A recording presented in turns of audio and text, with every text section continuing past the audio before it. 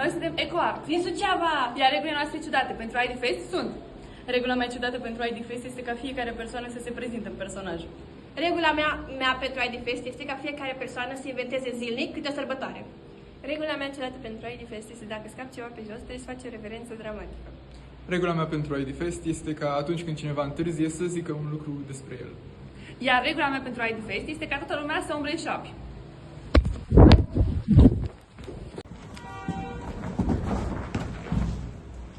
Bună! Eu sunt Tessa, am 19 ani și îmi place să pictez. Eu sunt Daria, am 19 ani și îmi place să urc pe munte. Eu sunt Ștefan, am 19 ani și îmi place să fac drumeții în natură și să campez cu corpul. Eu sunt Medea și îmi place foarte mult să ies cu prietenii să beau cafea și am 17 ani. Eu sunt Teo, am 17 ani și îmi place foarte mult să merg la concerte. Iar noi suntem...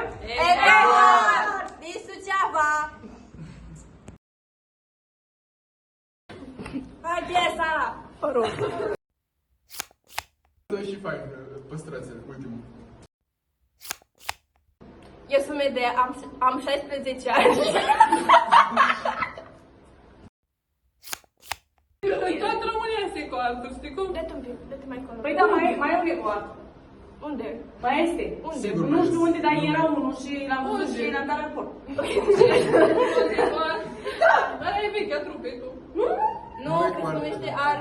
Era alte EcoArt. Artico. Era alte EcoArt și nu erau apoi. Ne-au copiat. Hai. De-aia mi-au durat repetiții la pista de aici, Bine, hai din nou, hai din nou. Hai din nou. Acum o săptămână, nu știam nimic. Ce dai? Bună, noi suntem EcoArt. Din Suceava! Iar regulile noastre Regula mea ciudată pentru ID Fest dacă nu pot.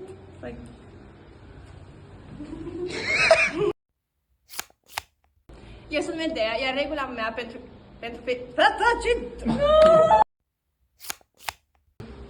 Bună, noi suntem EcoArt, iar regulile noastre ciudate pentru ID Fest sunt: